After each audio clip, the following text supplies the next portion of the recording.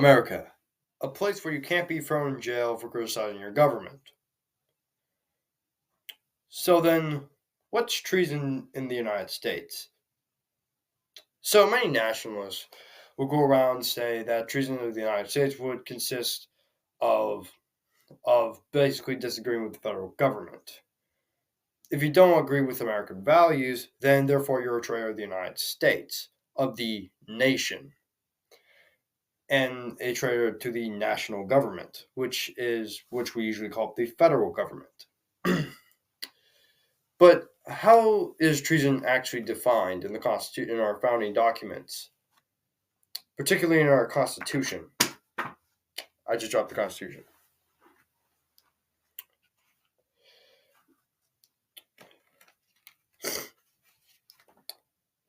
In Article 3, Section 3 of the American Constitution,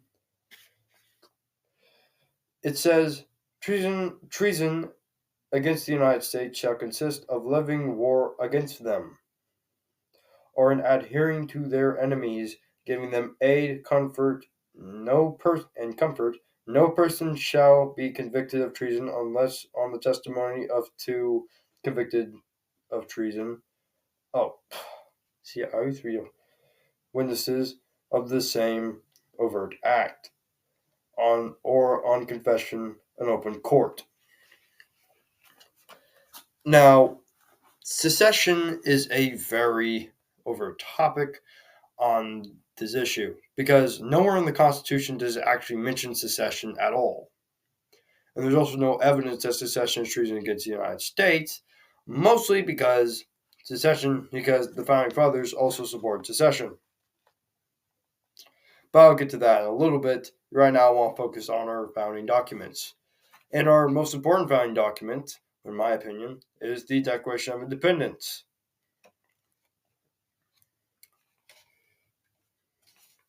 Which starts out as, when in the course of human events it becomes necessary for one people to dissolve the political bands which connected them with another, and to assume among the powers of the earth. It goes on to say, to secure these rights, governments are instituted among men, deriving their just powers from the consent of the governed. Whenever any form of government becomes destructive of these ends, it is the right of the people to alter or abolish it.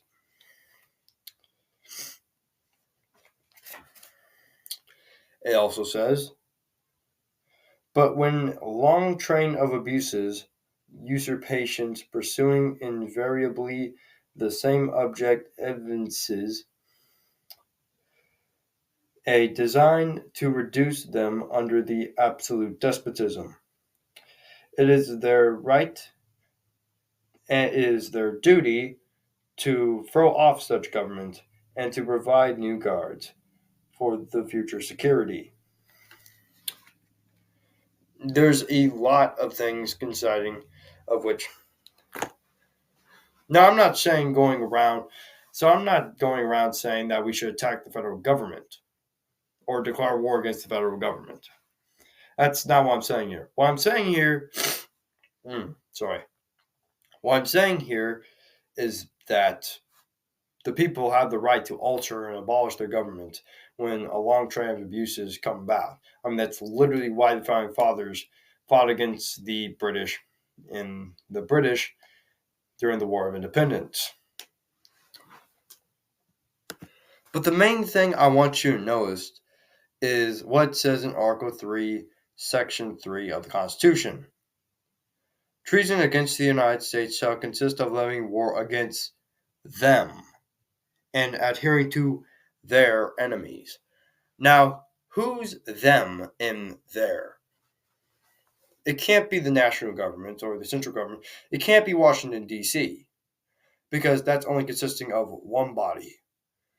Let's look at the name of the United States. I know this may seem unrelated, but trust me, it is important. What is the United States? Well, let's look at the name. United States of America. Now, what is this country consisted of? States. That seems rational, right? Here's another thing. In the Declaration of Independence, it also said they are independent states. In fact, in the South Carolina Declaration of Secession, 61 was saying we're always talking about how the states that seceded were free, sovereign, independent states. So I guess this video is really about how secession is not treason against the United States. Because for one thing, it's never mentioned in secession. The secession is never mentioned in the Constitution. And the Founding Fathers also supported secession. They just didn't agree on how secession would affect the nation. Allow me to explain for further evidence. At the Constitutional Convention, when the Federalists started writing the Federalist Papers in favor of the Constitution, arguing to the Anti-Federalists that the party that was providing for pro-central government, big central governments, was arguing that secession would not be declared treason under the Constitution. One particular Federalist Paper 81, written by Alexander Hamilton. It was practically a paper in favor of secession. That secession would not be threatened under the Constitution. That's what they were arguing. Yeah, not really much to say there. In fact, Thomas Jefferson, in his first inaugural address in 1801, said, "If there are any among us who would wish to dissolve the Union or to change its republican form, let them stand undisturbed, as monuments of safety with which error of opinion may be tolerated where reason is left free to combat it." I'm so sorry. Now, after looking at this, is secession actually treason? Well, the answer would probably be no. Mostly because, for one thing, well, actually, this isn't my only evidence. Hold up. Even the Federalists were arguing that secession was not treason in the Federalist Papers. Thomas Jefferson even argued in his first inaugural address that a little rebellion now and then is a good thing, which he actually said in a letter to James Madison in 1787.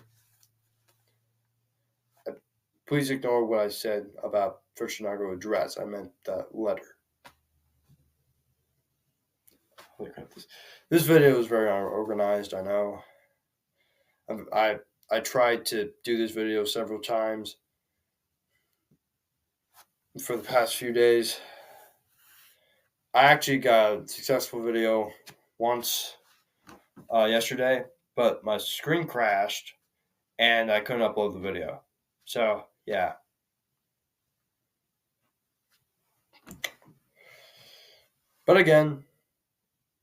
But coming back to what I said, secession is not treason, mostly because the Founding Fathers never said it was treason. The founding documents argue in favor of secession. So then what is treason against the United States? Well, secession would consist of levying war against the United States. The problem with this, now people would say that the Confederate States of America declared war against the United States, or Shays' Rebellion, but practically just declared war against the United States. Well, the problem with that is what were they attacking? Were they attacking the state, which is them, or are they attacking the central or national government, which we know as the federal government? You see, attack on the federal government is not treason. Attack on the states is treason. And the South didn't declare war on the United States. The North invaded them. and the South defended itself. That's why secession is not treason. That's why what the Confederates did cannot be declared treason constitutionally and according to the founding fathers.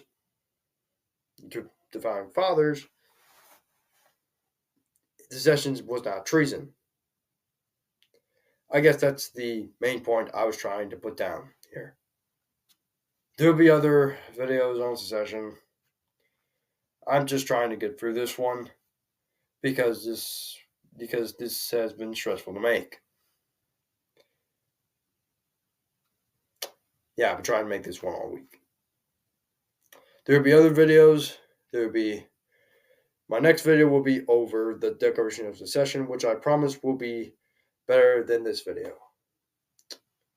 Okay. Thank you.